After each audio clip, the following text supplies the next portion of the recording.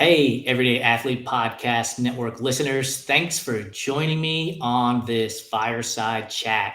Today, I'm going to be talking to a special guest, Jeffrey Weiss, who has done me a huge favor and set a super early alarm for 3 a.m. because he is in Israel.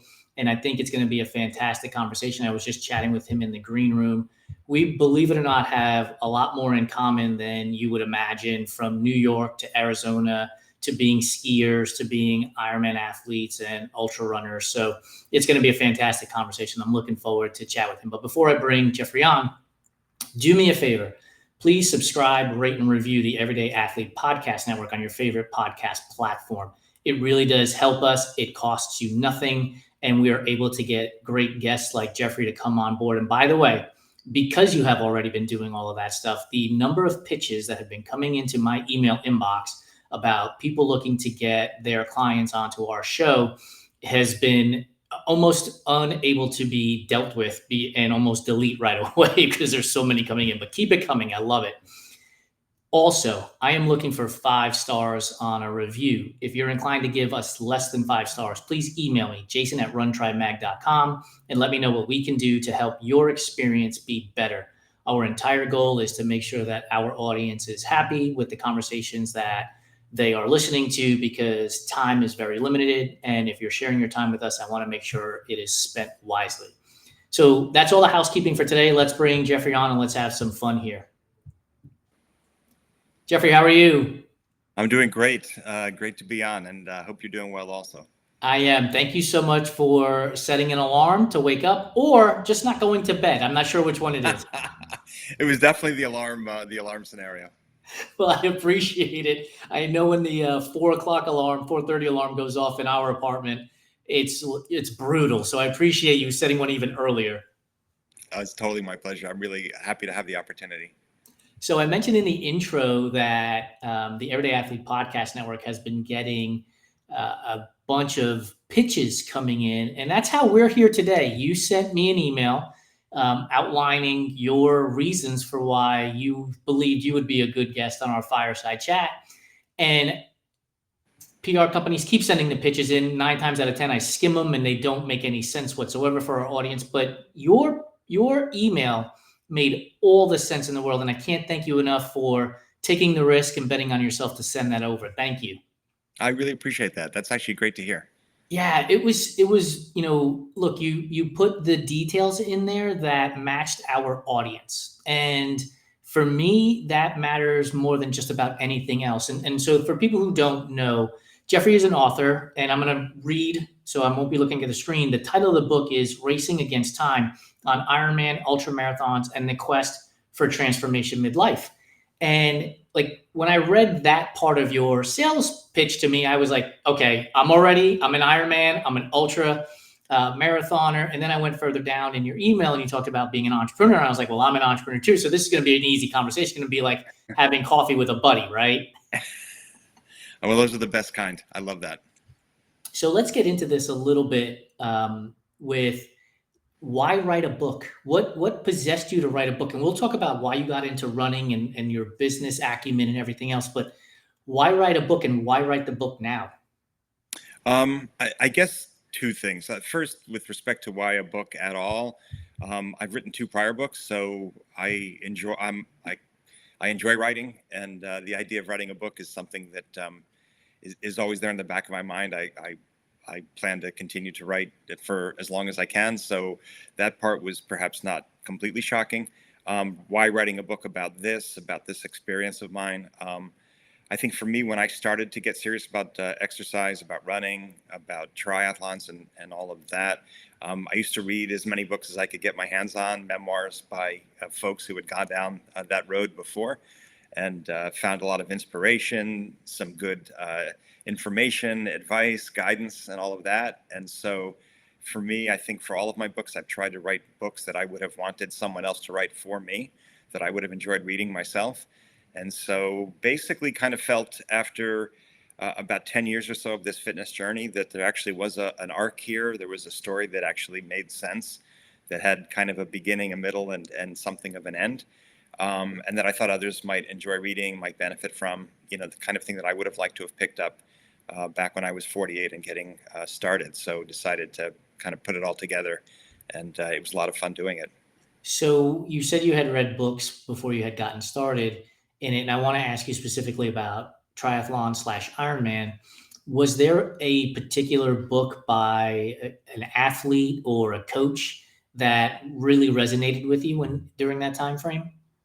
I think there were a few. Dean Karnassis's book, Ultramarathon Man, I Confessions of a Midnight Runner, I really, really loved. He also got started, I believe, when he was about 30, and his adventures were absolutely extraordinary, super inspiring. Later read Rich Roll's book and thought that was pretty incredible, and a bunch of others along the way. Read a lot of books by coaches, got some good advice there.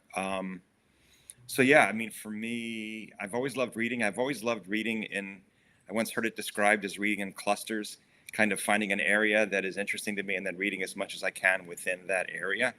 And it's a great feeling to kind of, start to accumulate knowledge in a specific, space that means something to you, that matters to you. And so for me, for a period of time in particular, I really turned it all over to running and to tries. The coincidence of the fact that, and I mentioned to you in the green room that earlier today, Joe Harden, who is the host of one of our shows, Beyond the Finish Line, had Dean on his show. And so this episode and the episode with Dean will be coming out at the same time. So we're making a real big meta universe out of all of this conversation now. I love that. I think that's amazing. It's wild. And I texted Joe right before you and I got on the air here to let him know. I was like, dude, I forgot to tell you this earlier today, but I'm talking to Jeffrey Weiss, who Dean Karnassis has recommended his book and thumbs up it. I think it's just wild that you talked to him earlier today. I love that. I love coincidences. It's amazing. And I mentioned it in the intro too, like all the various places that you and I have set up homes, shall we say, across this planet is wild because we have a lot in common there. You mentioned in your statement there that you wish this was a book that somebody had when you were in this cluster of reading. And it makes me wonder what was missing out of those other books that you were reading that you wanted to fill the gap on? I think for me, a lot of it had to do with the time period in which I got started and made the progress that I made. Did my first 10K at age 48, ran my first marathon at age 50, did my first ultra at 56, and then my first Ironman at 57, my second at 59, and kept going with the ultras and did my longest ultra at age 61, a 72-mile race in California, Nevada, around Lake Tahoe. And so for me, I wanted to share that specific journey to try to encourage other folks who are approaching midlife or late midlife, depending on how you define that period, to encourage them to be open to the possibility of taking on these kinds of adventures. I think it really made my 50s in particular a very special decade for me. I told you in the green room that I will be checking Instagram, and I did while you were answering that question. And Joe Harden is on there live with us, and he's like, "I will be buying your book, Jeffrey." So we sold a book for you. That's fantastic. Please tell Joe I really appreciate that. You can tell him right now he's listening. Thank you so much, Joe. That really actually is very, very kind of you. I really do thank you. What was the catalyst for you to go out and buy a pair of running shoes at the age of 48 to get started in this sport? And I will also add this on because we could do so many other things that are a lot easier than running, right? We could pick up chess, we could learn to bowl, we could go fishing. Like all of those things are going to be a lot less taxing on us physically than running is. So, what was the catalyst for you to say, I'm going to go out and buy a pair of running shoes and I'm going to go do this running thing? I think it was a couple things. One thing was that when I was 17, I was given a free entry by a friend, free entry to a 10K that his dad's restaurant was sponsoring, and ran the first 4 miles, ended up walking the last 2.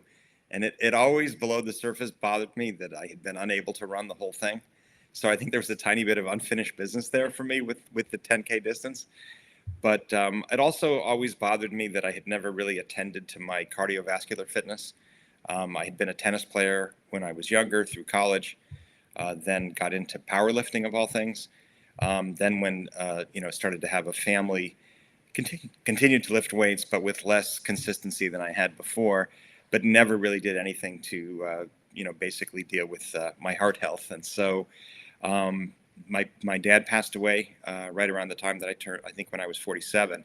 And so, it's a time when you start to think about your own mortality and kind of what you're doing for your health. And, it just sort of all came together. And I realized that, I think a lot of us tend to defer thoughts of getting really serious about fitness until we're older and have more time and more Yeah. freedom. And I kind of realized, what, that time is actually now. There's no more pushing Yeah. this off into the future. So met a friend of mine, had gotten into running, another big guy, and he told me that he had previously rejected the sport, felt that everything always hurt when he ran. It wasn't for bigger guys. And I realized his excuses were mine. And by the time he was telling me the story, he had lost 100 pounds and run a marathon. And so I found all of that super inspirational and decided to take the plunge myself. And really at the beginning, my sole my sole ambition was to run that first 10K, which I did, and ran the whole distance and kind of erased my failure from when I was 17, which was awfully exciting. And sort of jokingly, I'm going to say it takes a lot of patience to wait from 17 to 48 to get back to running a 10K. But I do think that the idea of patience for us as athletes is critical to our success, right? Where oftentimes people rush into these sports, they want to get into training so hard and they want to accomplish everything right now, that two things have the potential to happen. One is injury and the other is burnout, because you're trying to do everything so fast. So I obviously, tongue in cheek, saying patience for 30 years, but I do think that that's part of your story, in that you weren't doing everything immediately. And a 10K at 48, marathon at 50, as opposed to 10K at 48, marathon at 48 and a half, Ironman at 49, and just stacking all of those events one after the other, and just being patient as you grew through the sports. I totally agree with you, actually, because I remember meeting somebody once. Somebody was young and actually super fit, and wanted to get right to the Ironman. I think within 1 or 2 years of his first try, and I sort of felt like, and for all I know, he accomplished it, but I felt like even if he was successful, he was going to miss out on really kind of savoring those intermediate adventures. For me, that journey from doing the first few sprint triathlons and kind of Yeah. that discovery, like, wow, it's kind of amazing. I can do three sports, string them together in a single event.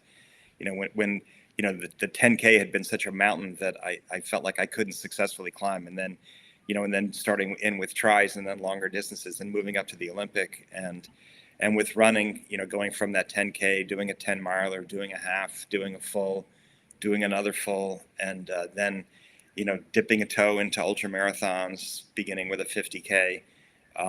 It just was super exciting. I love that feeling that I'm on a journey, that that there's adventure in my life, that there are new exciting things just around the corner, and to have that over an extended period of time, I think is quite special. I'm going to divert away for a second and talk about some of the comments that have been coming in. Crystal barely runs. When you were talking about your growth through the sport earlier from 48 to 50 and so on and so forth, said, wow, that's amazing. Kristen Kennard gave you kudos as well. Incredible. I needed to hear this message today. And Will Eady, who is one of our most fervent community members, is saying that he loves your story so far. Jeffrey, when we talked a few months ago, like, I felt this connection to you almost immediately. And I also started to realize, as you were talking, your two fulls are both in Phoenix. You did That's Ironman correct. Arizona, right? That's And so correct. have I. And so I want to know what years you did Ironman Arizona, because I raced it in 2012. I did it in 2019 and 2021. So on both sides of COVID, the Yeah. 2020 race was canceled. So did the last one before COVID and the first one after COVID. So let me ask you this question. This is a lot less deep than the conversation we've had already so far. Your first reaction when you jumped into Tempe Town Lake, whether it was for the practice swim or the event, what was your first reaction to the water? That it was actually terrible. I did not do the practice swim the first time, which was a huge mistake. I went into the water full of excitement and pumped up, and immediately had cold shock. And Yes. and honestly, it was terrifying for like 90 seconds. And I actually thought that, oh my God, I might have to drop out of this race. And people actually did drop out. And hours later, when I was at mile like 24 of the marathon, I was running with another guy. We just kind of fell into step, and we were chatting about that experience on the swim. And he told me he actually decided to drop out. And he looked over at a kayaker and kind of ran his hand across his throat, like, I'm done. Right. And the kayaker misinterpreted the signal and thought he was being told to back off, and did.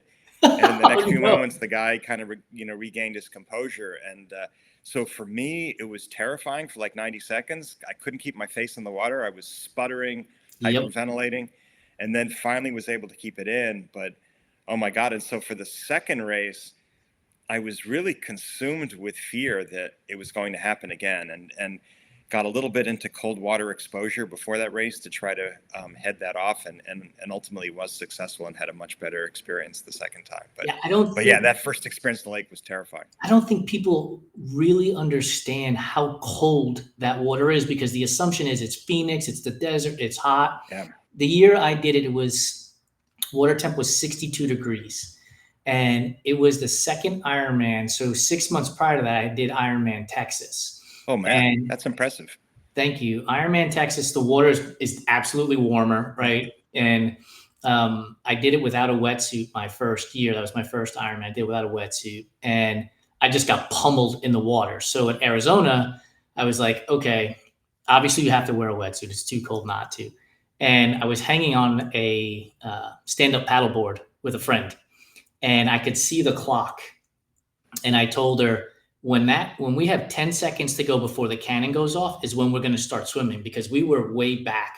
But I wanted to have momentum going forward so that when the cannon went off, we were already going and we could just keep moving and not have to start with all of, because back then it was a mass start. It was in time trials. Yeah. Like we have a lot today. And that made a big difference for me. But then I remember sitting in T1, my hands were frozen. I couldn't get them warmed up enough. I had the hand warmers in my cycling shoes so that my feet could get warm. I mean, this is the last year they're hosting the race in Phoenix, the 140.6. So I saw that. That's super sad, actually, because it is a beautiful race. It really is. For those of you listening to this, be prepared for that if you've not raced before. The water is a lot colder than you were going to assume. So I'm glad you had the same experience. Oh man. Yeah, no, I think I can't even imagine that mass start. I had read what that had been like in the past, and it sounded pretty chaotic and terrifying. It's rough. Yeah. As a non-swimmer, like my background is not in swimming, and that very first Ironman Texas, I just got swam over, I should say, by so many athletes, and you're just hanging on for dear life, for lack of a better phrase, and not choking on water. I've come to think of the swim almost as a dare. In other words, like it's the least physically taxing part of the event, and it's not the part that's gonna beat you, but it can be scary to get in there. It starts typically in the dark. The water may be quite cold. There are a lot of people around. There's going to be some bumping, and you just have to overcome that anxiety and that fear and do it.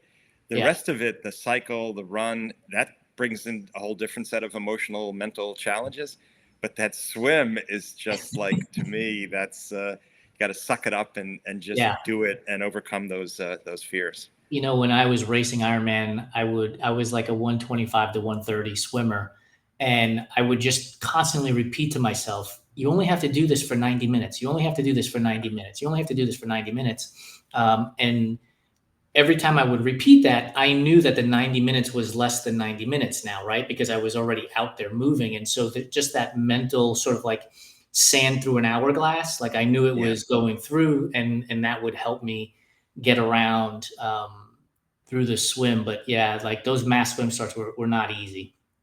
That's amazing. That is really crazy that they used to do it that way. I mean, now, it's pretty orderly. Yeah. But the pressure also really does build, because you're Yes. walking, down a ramp and people are going in. It's almost like you're, being led to the slaughter. Yes.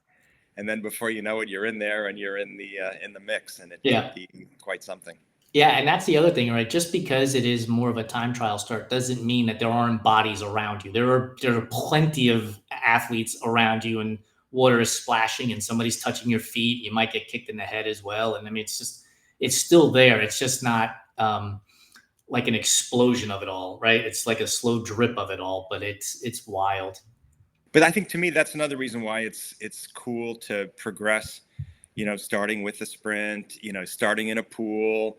In fact, the very first sprint that I did, everybody had their own lane, and it was actually made for a very slow race Yeah. because you just were going in one at a time and doing I can't remember if it was 10 laps or however many it was, but it was so civilized, so controlled, and then, doing a few more where I think they call it a serpent swim, Yes. where and then did some of those, and then actually did a sprint with an open water swim in a very warm lake. And that was kind Yeah. of nice. Did a couple in the ocean. That was interesting.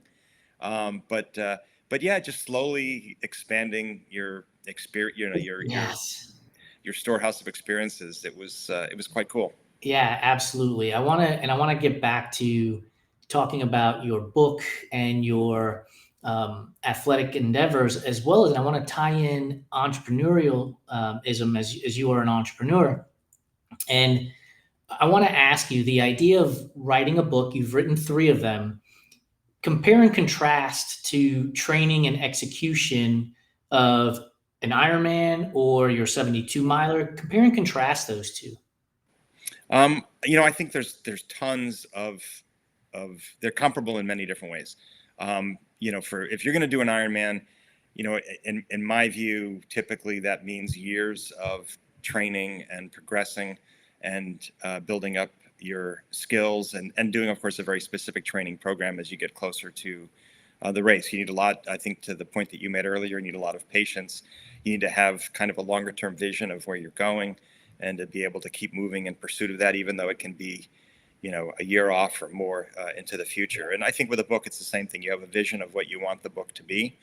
But sitting here on the first day, the first week, the first month, not too many words have been written, and yet you have to keep your morale high and keep moving forward with some confidence, knowing that if you just keep putting in the time, doing the work, you're going to make the progress that you need to make. So I think it's very much, I think they're very similar journeys. And for me too, I do them at the same part of the day, do the writing first for an hour, and then do my training. And I've been following that schedule for maybe 6-7 years. And that's actually worked out quite nicely for me. So with any event, there is a deadline, right? Race day is this day. With writing the book, did you have a deadline from whether it might be a publishing house or your own deadline if you're self-published? Was there a deadline there as well that you were working towards as well? Um, Not real. It only in the following sense. The publisher did not give me a deadline, and actually, by the time I started to look for publishers, I had a completed manuscript. Okay. It was more for me. I didn't start to think about writing the book until I felt like there was actually a story there that was worth telling. That went beyond anecdotes, but that actually there was something there that others could enjoy, not just enjoy reading, but really kind of profit from reading. And so to me, the story needed to have, kind of a beginning, a middle, and an end. There needed to be kind of a sensible, entertaining arc to it.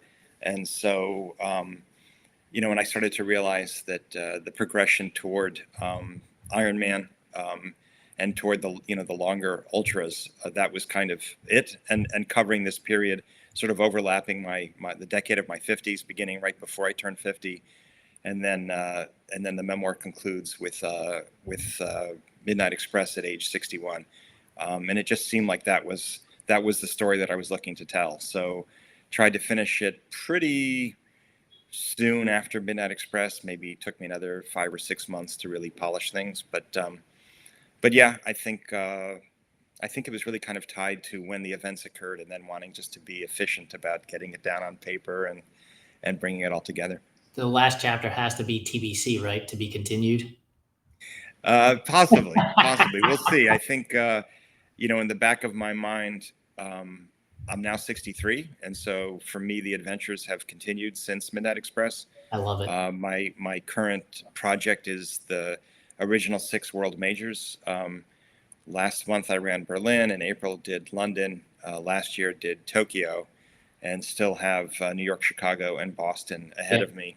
And just in general, I'm seeing my 60s as interesting. On the one hand, I ran actually my fastest marathon of all time. I beat my prior personal best from 2014, which was very satisfying. On the other hand, I ran 2 of my slowest marathons of all time. And just adapting to, getting a little bit older and figuring out, where I can push myself more, where I need to take it a tiny bit easier. I've actually really gotten into the cold water exposure stuff.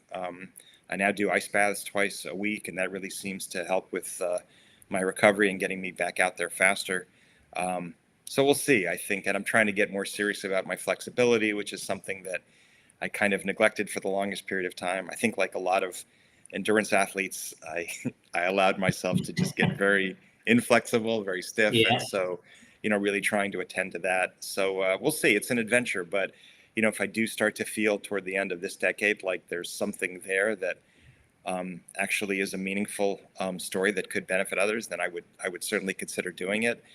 But as of right now, just trying to enjoy the adventures. Quick shout out to Ali, Kirsten, and Kara. Thanks for joining us on Instagram Live. As you started talking about the 6 world majors, and I started thinking about these other things that have, again, coincidentally, when you're talking to so many different people, like I do on a daily basis, you're connecting dots. And we literally just published an article by Garrett Graubens, who wrote the anti-bucket list. Things that used to be important to him that are no longer important to him, and now he can focus on something else that's important to him at this point. And so why did the 6 world majors become important to you? Why did that become a bucket list thing for you? And what have you moved off of your bucket list?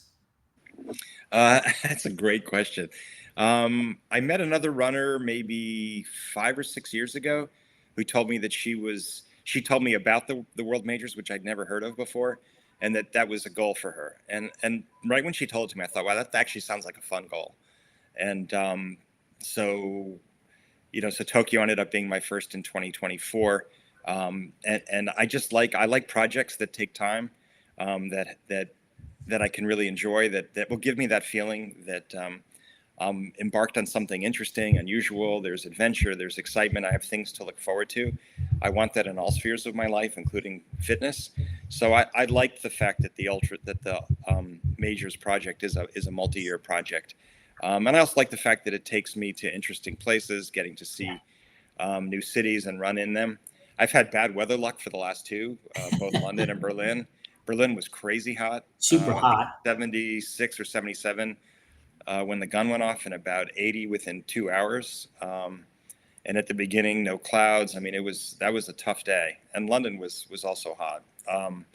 But still, it's amazing to run in those cities. They are historic cities, obviously, and that was pretty cool. But yeah, so for me, the majors I just like the idea, like with a lot of things in sport that I've been doing. Like Ironman was always in the back of my mind.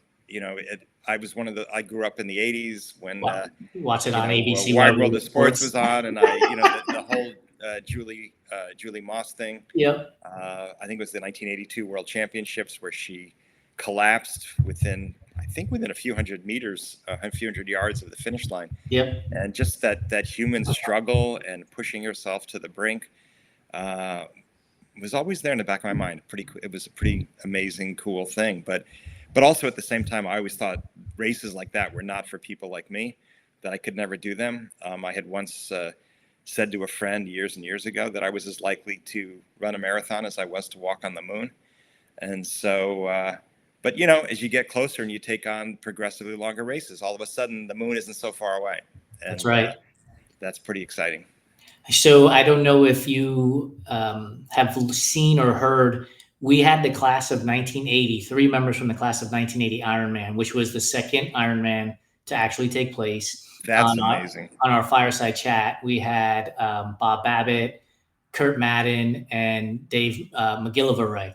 And when I tell you that all I had to do was like say a word, and then the three of them just told stories for an hour, it is one of my favorite podcasts of the entire time we've been doing them. So I would encourage you to go listen to it because it's amazing. I will. That must have been thrilling. That must have been absolutely thrilling. Jeff, the stories that they're talking about, and I don't want to interrupt your interview with their story, but Bob told us that, like, today you can carry a gel and get 250 calories in it, right? You can stick it inside your hat and it's not a big deal. They didn't have this stuff back in 1980.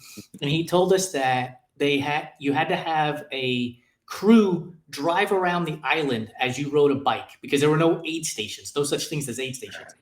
And what he had done was buy like dozens of Hawaiian rolls. And so as he was riding his bike, he'd get off and he'd eat Hawaiian rolls to, just fabulous stories. I love that. I love that. It is amazing. Here's something I wrote down earlier in your answer. And you said that you love projects that take time. And you're an entrepreneur, and success oftentimes for an entrepreneur is measured in revenue minus expenses equals profit. And the sooner you get to profit, the happier you're going to be because your idea has come to fruition and you're able to make money on it. How do you, as an entrepreneur, balance this idea that I love projects that take time and having to turn a profit for a company sooner rather than later? I always tell people when it comes to business, and perhaps a lot of this is true for these kinds of sport adventures as well, you need to have, I think, two things balanced at the same time. Two things that seem perhaps to be in opposition, but I think really are not. One is a sense of urgency, and the other is patience. And so when it comes to business, you need to act with urgency. You need to feel like, we need to be moving this forward. We have competitors; they're not sitting still, and we can't, be slow about the things that we're doing. On the other hand, things that matter take time. Things that need to be done, with quality and with care take time. And so you need to really balance both of those things. And I think the same thing is true with, training for these longer, more complicated races.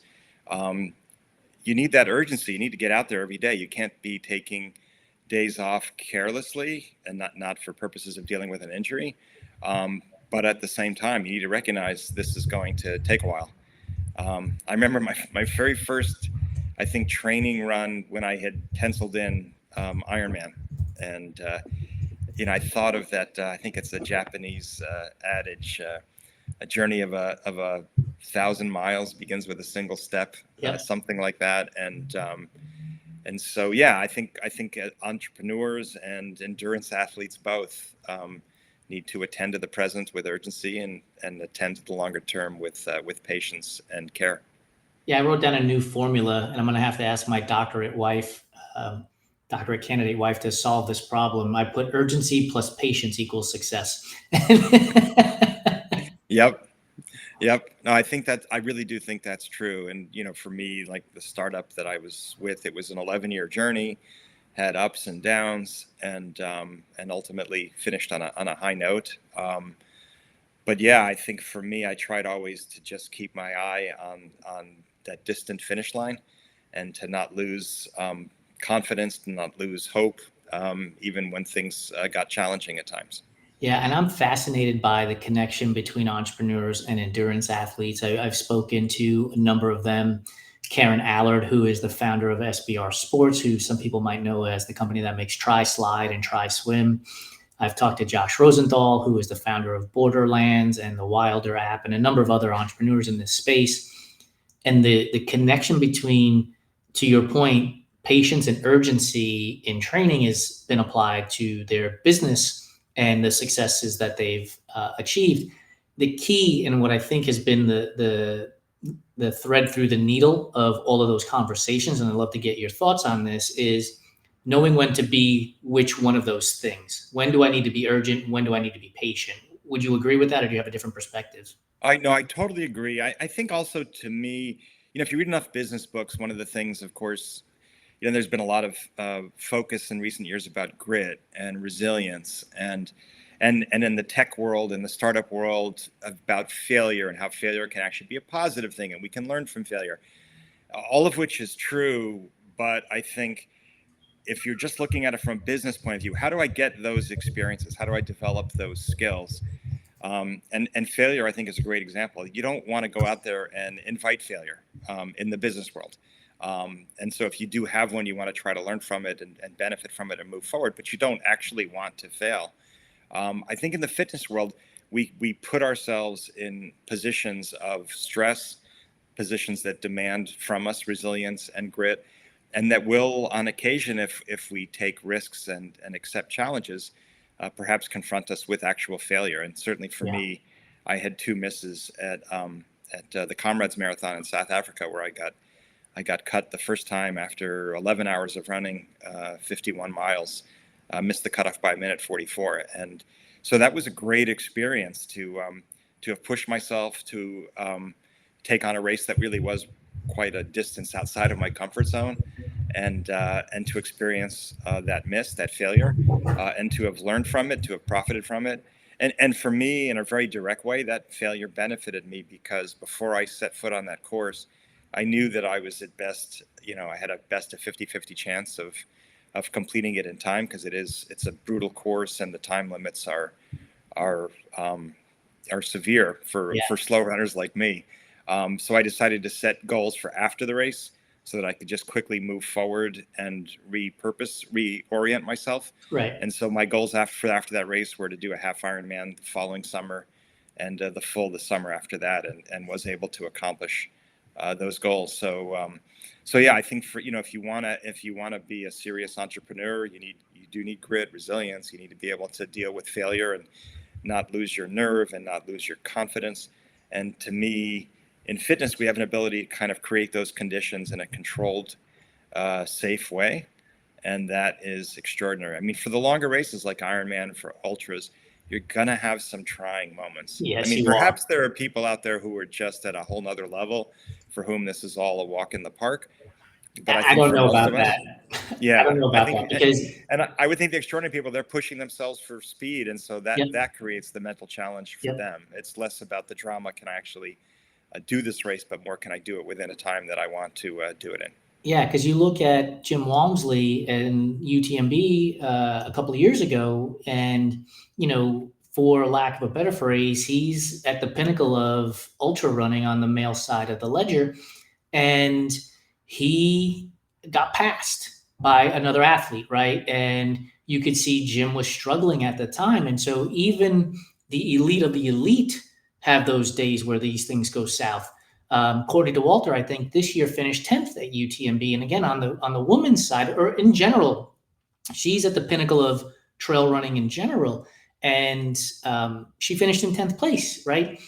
That it happens, and that's why even with the elite of the elites, they have struggles too. And I sometimes think our everyday athlete community that we have here and have built here, we have to remind them that success isn't guaranteed, and you have to show up consistently to achieve, but sometimes failure is going to happen as well. And I think having stories like yours out there of I missed out at Comrades a couple of times, and I wrote this down. You said it was a great experience to DNF basically or get pulled off the course at Comrades the first time after 11 hours, right? Like, that's a long time. B, it's not the finish line. You still said it's a great experience. And I think we have to hear that from others, so that if and when it happens to us, it softens the blow and be like, okay, Jeff went on to do a half Ironman and then a full Ironman after that. I can learn from this lesson and move forward myself. There's a great sign that I've seen before at races, or maybe I just read it in a book somewhere, but a DNF is better than a DNS, did not start. And so I do think that it's good to push your limits, and it's not always going to result in success, but Right. I think for me, part of what made the Comrades experience a positive one was I had told myself at the start line that, one of two things are going to happen. I'm going to succeed or I'm going to get cut. But what I'm not going to do is decide this is too painful and unpleasant and just quit. And in Comrades, it's actually quite easy to quit. They have these Baylor buses that they're sitting at the checkpoints, but they also roam the course. Okay. And they take great pleasure in spotting runners who are in distress and encouraging them to quit and jump on the bus. And some do take that bait. Mm-hmm. And so I did not want that to be my experience. So I was proud that I kept moving. And it was quite a challenging race for me. But yeah, I think I once heard a runner in a documentary say, how do you know what your limits are if you've never failed? Right. And I think there's some truth to that. I mean, if everything you've ever done has been a success, well, maybe you haven't been taking the kinds of chances that you should be taking to see how much farther you can go. And you might be surprised with another wonderful success, or you might find, okay, actually that one was a little too hard for me. Right. But I think you'd asked earlier about, kind of goal setting and all of this. At one point I did entertain the idea of doing a 100-miler. And that's one that I think I have put on the shelf and that I don't think that I'm going to take off the shelf. I think after Midnight Express, I kind of concluded that was about as far as I think I plan to run. I do plan to keep doing ultras. Did a 50-miler after Midnight Express, did that 2 days before my 62nd birthday. Awesome. And in some ways, that was actually my favorite race of all time. But yeah, I don't think I'll try to outdo myself with distance anymore. I think more with other kinds of accomplishments. I think that's the beauty of the sports that we participate in, right? Earlier, you said you enjoyed the process of going from sprint to Olympic to half iron to iron. The idea of going from a 10K to a marathon to a 50K to a 50-miler to 75 miles to 100 miles. Like, we have choices, right? Like, we can make decisions and say, I don't think the 100-miler is for me. And nobody will think twice of it and be like, okay, what do you want to do? What is the distance you want to run, or what sport do you want to participate in? And I think that needs to be celebrated. And you've pushed yourself. You've gone through the process of trying to figure out where the edge of your table is, and you've discovered it. And that's amazing, because so many people won't push themselves. We have a saying in our community. That started within our offices with our leadership team. And I've always told them, like, take risks and bet on yourself. Like, if you're going to come to me with an idea, take the risk and bet on yourself and say, hey, I think this is an idea that we should explore. Don't be timid about it. Bet on yourself and think that you can be successful. And some days it is, and some days it fails. And that's just part of life. Yeah. Yeah, no, I think I couldn't agree with you more. I think that is the right philosophy. It's the right attitude. I do think we should be betting on ourselves in life. And I do think it's nice to be on this journey of discovery of who we actually are and what we actually are capable of. And certainly it's been my experience that there's been so much surprise along the way. I mean, I really thought, a few years before I did that 10K that I would never be able to run really at all any serious distance. And it was amazing to discover, well, actually, wow, I can do a 10K. Oh, I can do a 10K in less than an hour, because I was really slow in that first one. And then, wow, it's funny. In some ways, the happiest I've ever been crossing a finish line was the first half marathon. I was just euphoric. I thought it was so amazing to me. And it really was an out there distance when I first got started with running. And that just blew my mind. I think after that, funnily enough, the first marathon, the first ultra, the first Ironman, I didn't have in the moment euphoria upon crossing. For me, I kind of logged the accomplishment. And I think for me, the real joy has come afterward and just savoring it and thinking back on it. And that, I think, is the really cool thing. I think David Goggins talks about the cookie jar, where you kind of keep, these successes and accomplishments, and you can, reach in there and savor them from time to time when you feel like you need, a little burst of confidence. And I think those longer races very much do that for me. I think about the toughest ones. I think about them all the time. I think as you were talking, I was thinking to myself, because you were talking about your 10K and the 72 miler, I'm like, if he's done the math in his head, he will have said, he can say to himself, I did that first 10K, and since then I've done 12 consecutive 10Ks to get to that 72 miler at Midnight Express. Like, that's an amazing thing if you think about it in perspective, right? I have thought about it exactly that way. It's very funny that you say that. I have thought about it exactly that way. I think for me too, like with longer races, whenever the amount of distance left to be covered is an amount that I have done before. Yep.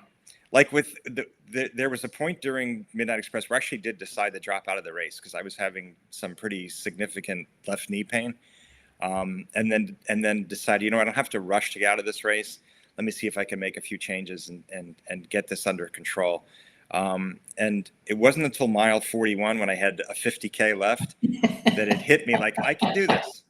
And I literally texted to my kids, 41 down, 31 to go. Like, that was when I was like, okay, I've got ahead of me something that it's something I've bitten off before, and I can do it again. And that's always, so with marathons, when I get to the half mark, it's like, okay, just a half marathon. You get to the 20-mile mark, just a 10K. Yep. You get to mile 22, just a 5K left. And mile 23, just a 5K left. And so that's really a confidence builder. The human brain is wild in that way, right? Like, I remember at one point during one of the 100-milers I'd finished, and I had one loop to go that was 25 miles. And I'm like, oh, just a marathon to go. Like, that's like in perspective, that is a batshit crazy thing to think.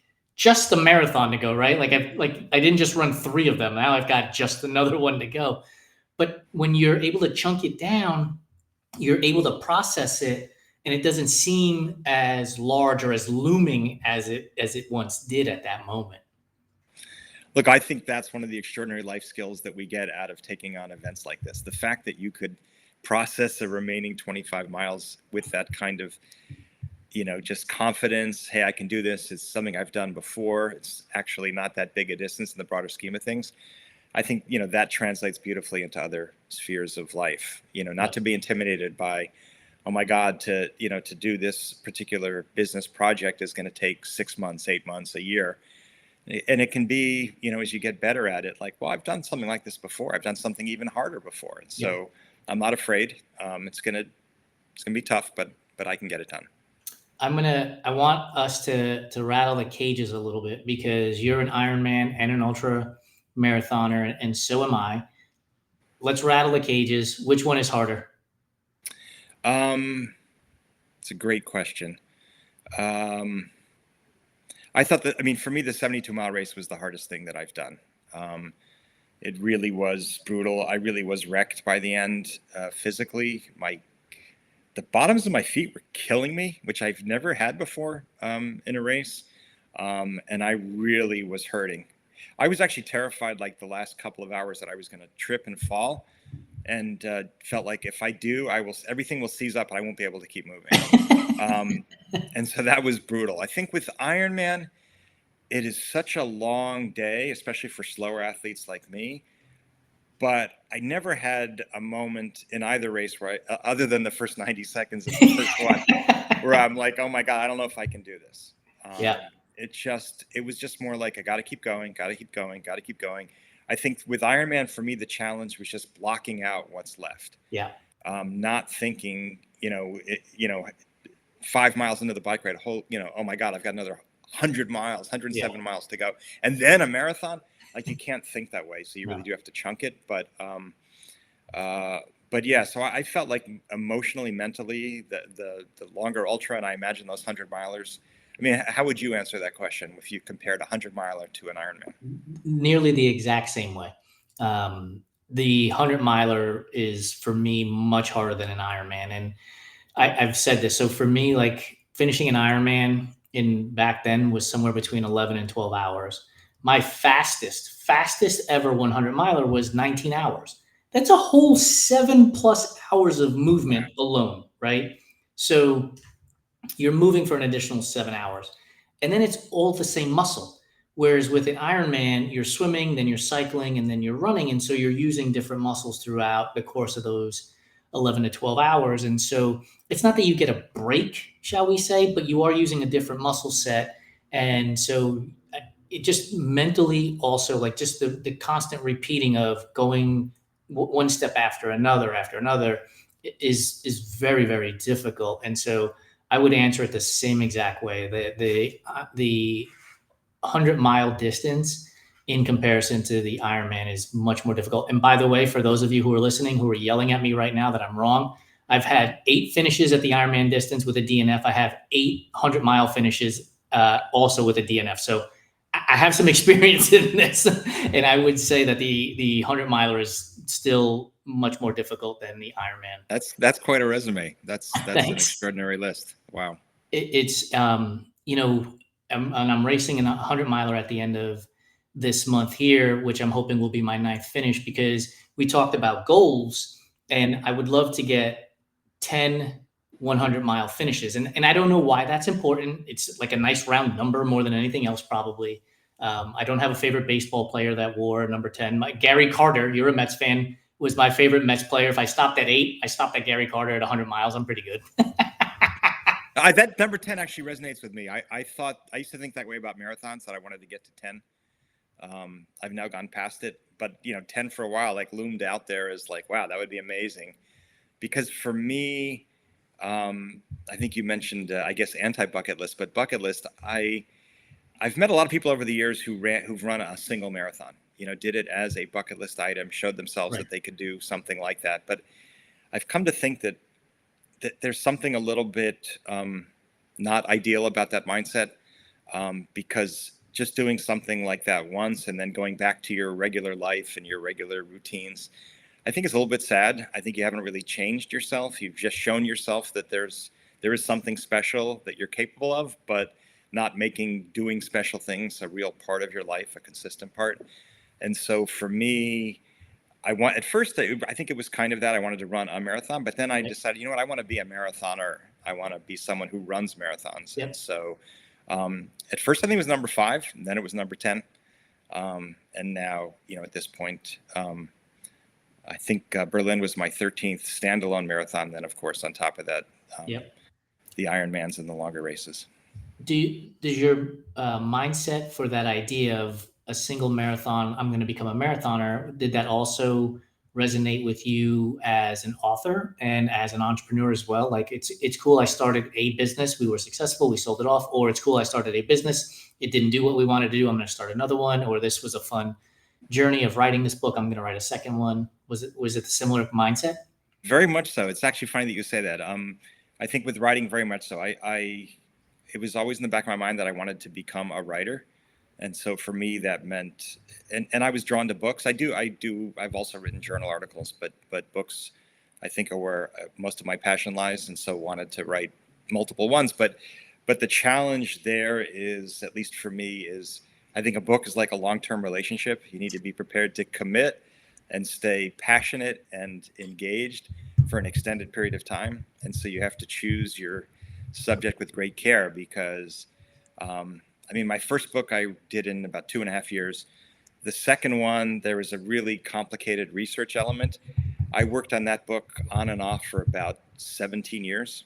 And then this one was probably about 3 or 4 years from start to finish. So it takes time, but I think all 3 of my writing projects satisfied the passion test. I still feel strongly about all of them in different ways, and kept that up throughout those projects. And then I think with startup stuff, I think it is the same kind of thing. Like, was it a one-off, or is this something that I would like to continue to do? And for me, it is something that I want to stay with. Yeah, I teach business and marketing at the collegiate level, and amazing. Thank you. I've had some guest speakers come in to the classroom via Zoom and talk, and students are always asking about exit strategies. What happens when, would you sell the company and all these other things? And one of the owners of a business was in our class, and they said, yes, I would sell it, but if they offered me an opportunity to stay on, I would stay on and help with the business until they decided that they didn't need me anymore. And they said, what would you do? And I said, I would absolutely run away from that company and go start something new. Like, I don't want to see the thing that I've built now being molded by somebody else, and I'm still inside of the business that way. take it and run. You bought it. It's yours now. You own it, good, bad, and indifferent. And I'm going to go start something else. And it's sort of like that repeat mindset of, I did one Ironman, I'm going to do a second. I did a 50 miler, I'm going to do a second. A 100 miler, I'm going to do a second. And just keep, not necessarily accumulating finish lines, but accumulating the experiences and the memories that go along with the journey to the finish lines. Yeah, I mean, that's the thing. I think for me, like with business, I just loved, and I know I use this word a lot, but I loved the journey. I loved the excitement of it. And so that's what I want to continue to have in my life on the business side. I do think for me, I get one thing out of business that I don't get from sport, which is the team component. And, these endurance events like Ironman and like ultras, for the most part, you're on your own. Now, some folks are able to do group training for their running, perhaps for their cycling, but the event itself is certainly a solitary experience. And in the business world, you do get to be part of a team. And so that is one difference that I really relish. I really enjoyed being part of a team with the prior startup, and just working on things together, trying to bring out the best in each other, supporting each other, encouraging each other. That was just a lot of fun. And you do see, like, along the way, I mean, it was, for me, that first one was an 11-year journey, ups and downs. There was even a bankruptcy in the middle.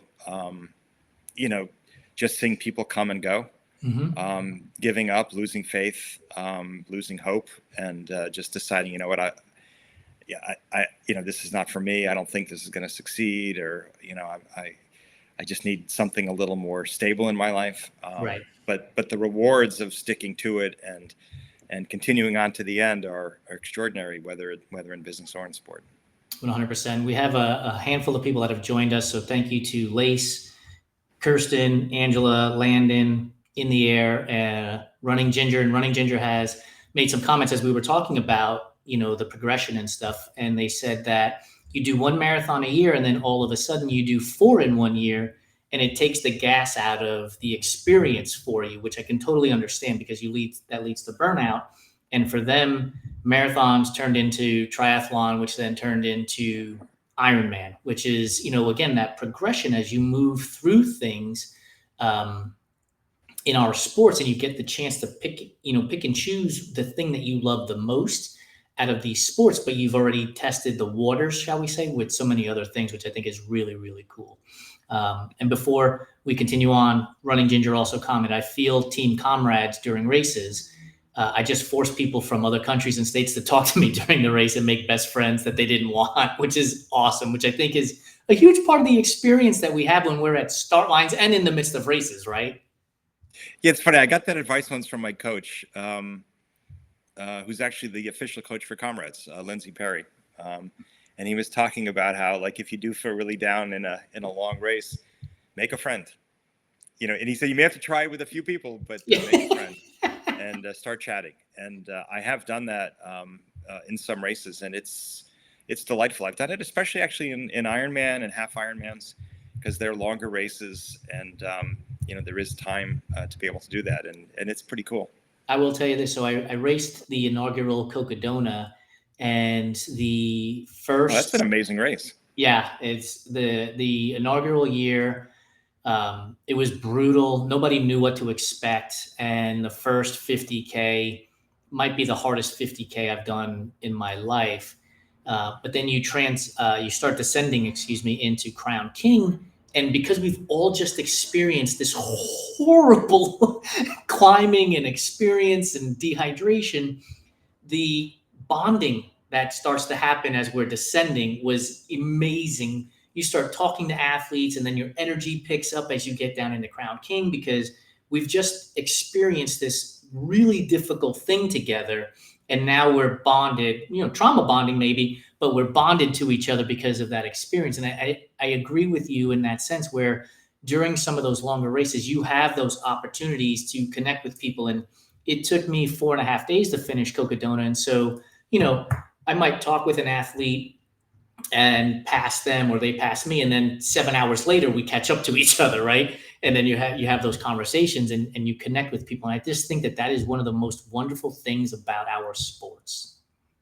Yeah, I think I had mentioned earlier this 50 miler that I did right before turning 62 was my favorite race. And the reason why was I had made a mistake early in the race, and I had used poles that I had not, and I hadn't trained with poles, and used them improperly and just kind of exhausted. I was almost like cross country skiing, and I totally bonked and put the poles away and was guzzling food and drink and just trying to pull myself back together, and then kind of started to get back into the race.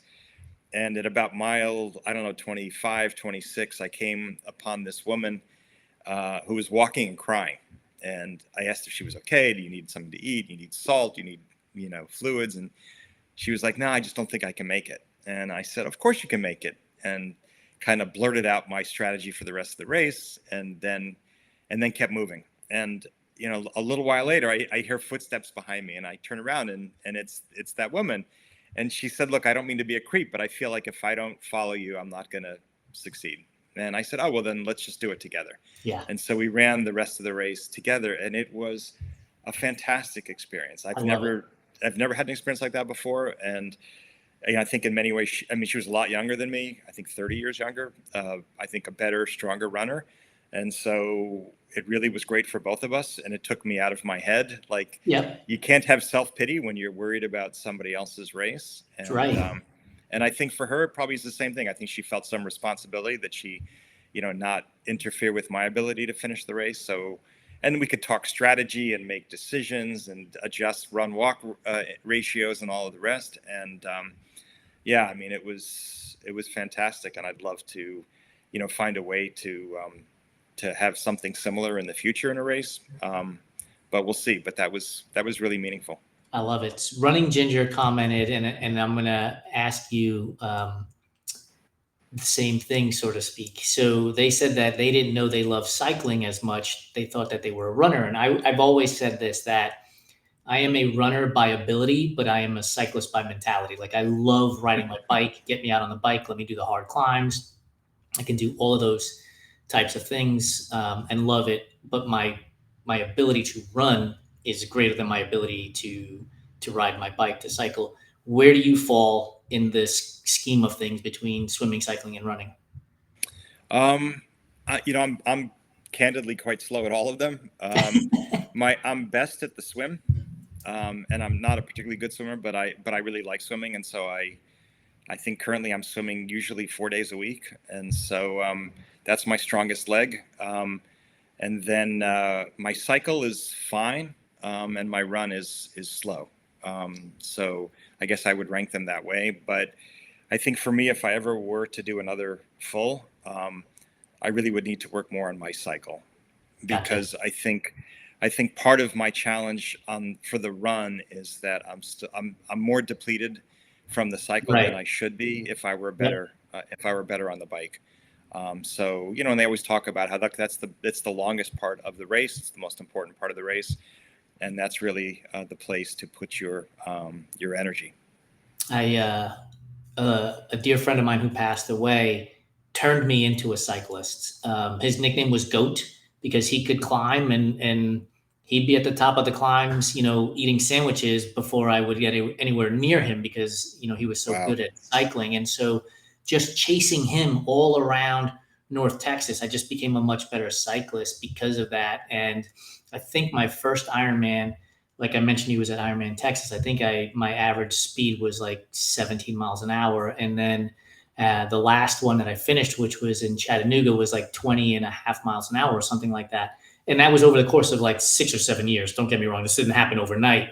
But it was just one of those things where, again, you have to take risks. And for me, taking a risk was, I'm going to get dropped. I'm going to get dropped consistently until I get better to hang on to his wheel for long enough.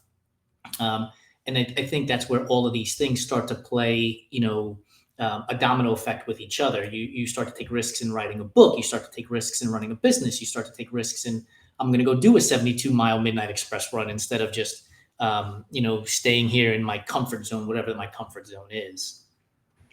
Yeah, I agree with that. I'll tell you, over 20 miles average pace for an Ironman cycle, that's impressive. I was much younger than I am today.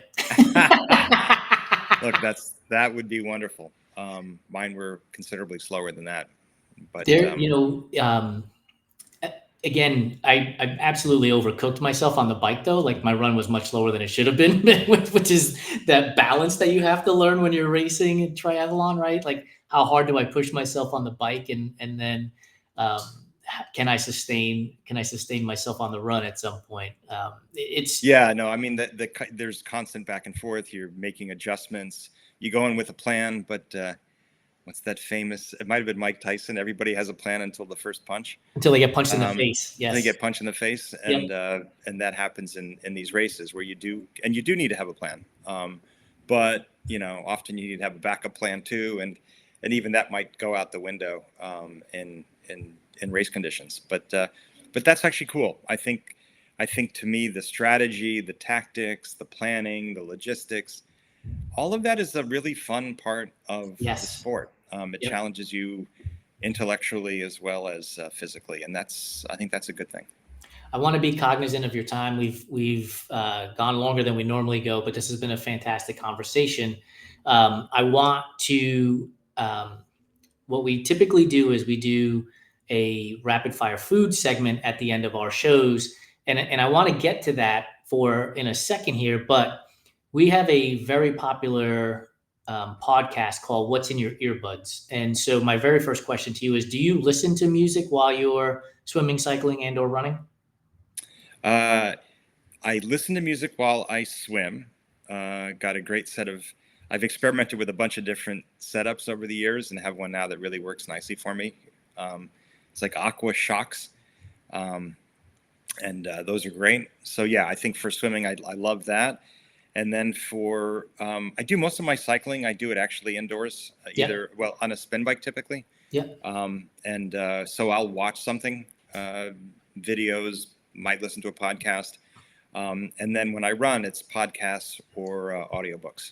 Gotcha. But there's always got to be something in my ears. I do not want to be listening to the voice in my head anymore. I absolutely have to.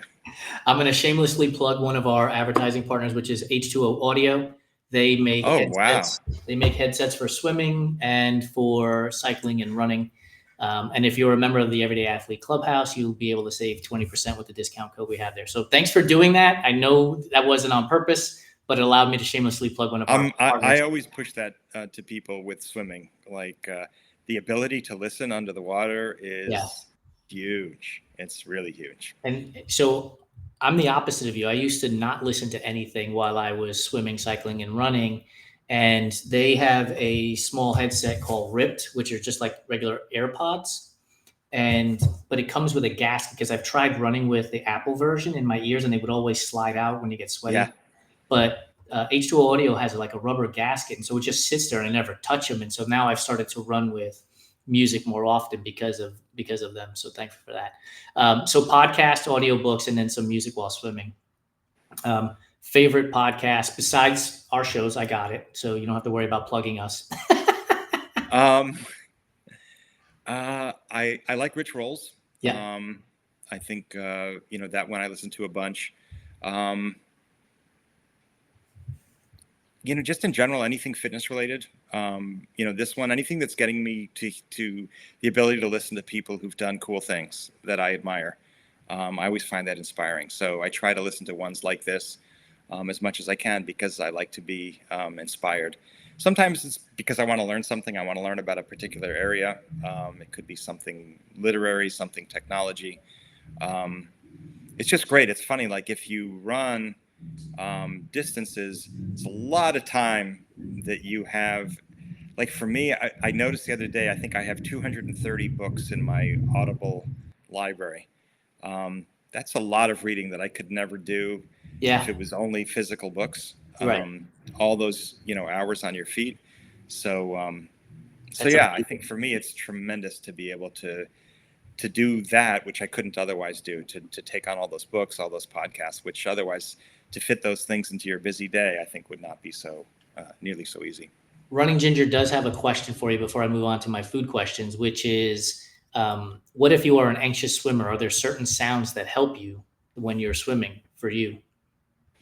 I think for me, in the pool, especially after having experienced open water swims, the pool is, I'm not anxious in the pool at all. It's just a boredom. I want to head off boredom. And so I like the music. It just keeps me relaxed and not bored, and not thinking, oh my God, I still have, this workout still has 30 minutes in it, Right. that kind of thing. It makes the time pass more quickly. Yeah. I think in races, of course, you can't do music in Ironman. Right. So there you just you have to tough it out. And it's a very different feeling. So, Running Ginger, we talked about this earlier, I think before you joined the show. When I was racing Ironman, for me, I'm a 125 to 130 swimmer. And I was telling Jeff that I would tell myself, you only have to swim for 90 minutes. And every time I would repeat that to myself, I would know that I've already passed. I would have less than 90 minutes because I've already said it numerous times. And so that would always help calm me down when I was in the midst of racing Ironman distances, or even half Ironman distances, to be honest, as well. So I think it's just a matter of what helps you chunk down the time that you're going to be there that will allow you to process. The other thing I do is math. Ever since I was a young kid, math is the thing that I do mentally. I have this, I'm not going to call it weird because it's who I am. When I'm driving or I'm a passenger in a car, I'll look at somebody's license plate and I'll try to get it to as low of a prime number as possible. And so that's amazing. Yeah. So that's just how my brain works when it comes to math. So when I'm doing something hard, I revert to math because it helps me pass the time the same way some people will listen to music or audiobooks. It's just, let me go do some math. And when we're running or cycling or swimming, right, we're looking at watches and there's numbers everywhere. So there's always this opportunity to distract myself. I love that. I think for me, lots of coaches talk about the need to chunk these races into smaller pieces. Otherwise, you're just going to get too intimidated and overwhelmed by all that you have left. And for that first Ironman swim, I had thought that I would chunk it, and the course, based on you've got a long out, and then you're crossing over the lake, and then you've got an incredibly long back. And I was thinking of each of those as chunks. And then I realized when I was in the water after I got over the panic that that's too long to be a chunk. And so I switched to just buoy to buoy. Buoy to buoy. I'm going to go from buoy to buoy. And that really did it for me. And I like that kind of, I've liked that I think that works for lots of things in life. Like, just get to the next milestone. Yep. And don't get overwhelmed by all the tasks that are still ahead. Get to the next one, and then the next one. And then before you know it, you look backward and it's like, wow, I've covered a lot of distance. I've gotten a lot done. And that's 100%. That's exciting. 100%. Yeah. For me, buoy to buoy at Ironman distance, was easy to process because you're sighting off of it anyway. So you just swim to the next one as you're sighting for the most part to get there. Are you ready for our rapid fire food questions? This will be interesting. I am indeed. You're in Israel, so it'll be interesting to see how maybe tastes have changed since you've left the US. By the way, we call them rapid fire, but take your time processing them. We are huge Oreo fans in the Run Try Bike community. So are you a original Oreo fan, a double stuff Oreo fan, the thin or the Cakester fan, or none at all? That's allowed. It's funny. I haven't really been an Oreos guy since my kids were little, but back then I think they had like double size, double cream filling. I like those a ton. It was one of those things where they could sit in the cupboard for weeks without my touching them, and then one day you'd like knock off like almost an entire package in one sitting.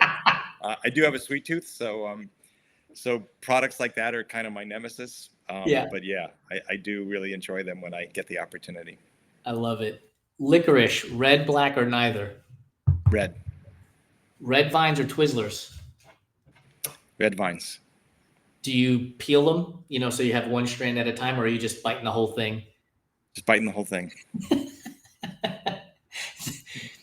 People don't understand the enjoyment I get out of the food questions because you learn so much about people based on their food choices. I find it fascinating. Is candy corn a real candy, or is it just earwax covered in sugar? Real candy. Delicious. Oh!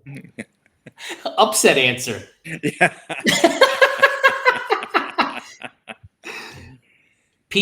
Are Peeps something you should buy at the grocery store? Or are they something that should be used as a doorstop? I don't know that I've had Peeps. Good for I've you. seen Keep them. it that way. Yeah, I don't know that I've ever had them, so I'll have to plead ignorance on that one. I'm gonna sway you in the don't buy them. Save your money. Is red velvet cake a real flavor, or is it just chocolate cake dressed up to go to the prom? It's a real flavor and it's delicious. Not if you get it at the grocery store, though. I will argue with anybody about this because that is I just agree. sheet cake that they put red food dye into.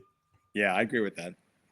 Like if you go to a bakery, I'm in. Like that's going to taste different. It's Yep. going to have the alkalized cocoa and everything else. But from the grocery store, it's just sheet cake with red food dye. Favorite type of bread is, and we're talking baguettes, bagels, croissants, anything in that nature.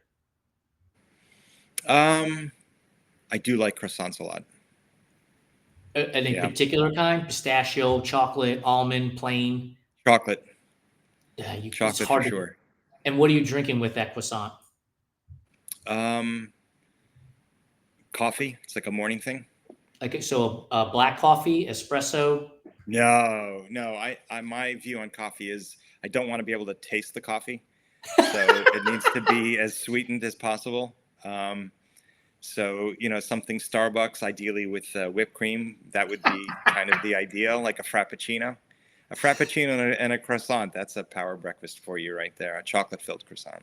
So when you were in New York City, you go to the cart guy and you would ask, light and sweet. That was your order from the cart guy. No, I used to have a good-natured argument with a friend of mine from work, and I used to tell him if there's no caramel in it, it's not actually coffee. And so yeah, just even sweeteners is not enough. I really do need I need that additional dose of caramel to be able to fully enjoy it. This is fantastic.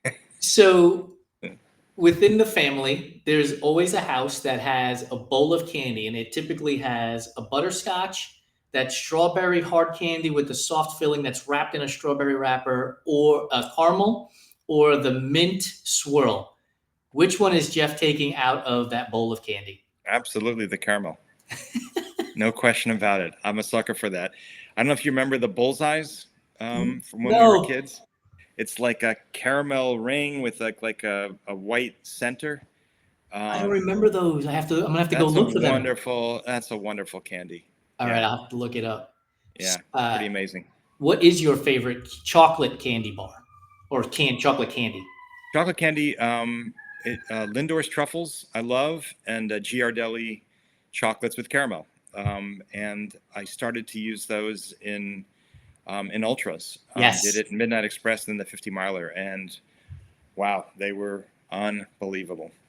I tell people all the time, like for me, my secret weapon is the fun size Snickers, because you could put a bunch of those in your running vest. And so even if they melt, you don't care because it's a little tiny package, and you just put it in your mouth and you don't chew it, just allow it to melt while you're moving through the race. And sorry for the terrible marketing here, but it really does satisfy you. Oh my God, it totally does. I read an article in an Ultra magazine about payday candy bars. And the guy was like, oh my God, they're the best food for ultras because the calorie count is about right. And, there are nuts in there. Like there's all sorts of good stuff. And so I bought a big bag of paydays together with the Lindors and the Ghirardellis, and they were great. So good. Probably a little bit of a rank, a tiny bit below the other two because the other two are sweeter. But and I'm more of a sweet than a savory guy. But the paydays are wonderful. They really are. Yeah, I highly recommend. That's a great reason to do ultras. You get to experience these kinds of things. Favorite flavor of ice cream is? I do like things with caramel. You're probably seeing a theme here. Yeah. But yeah, I like the fancy ice creams with all sorts of different flavors mixed in. I like gelatos. Gelatos are big here. And so, yeah, just like lots of different flavors, caramels, chocolates, cheesecake. I have a big weakness for cheesecake. Yeah. Kind of the more the merrier. Running Ginger has graced us with the best compliment, saying that we both are 40 going on 92, and both of us are far from 40. That is a nice compliment. Yeah, 40 is quite a distance in my rearview mirror Yeah, at this point. I saw that over a decade ago. Bye, 40. Exactly. Exactly. Pizza topping. Favorite pizza topping is? Mushrooms. Yes, so good. Like I'm a huge spinach, mushroom, and garlic fan. Like if you give me that, I'm eating the whole pie. I'm not sharing. Yeah. Actually, pizza has become my go-to post-marathon food. Yes. And in Berlin, uh, the beer in Germany really is better. And after that race, and I had to book out of there pretty quickly. Had to leave the same day, like a few hours after the race. And at the airport, got a couple of slices of pizza and beer, and wow, that might have been the best meal ever.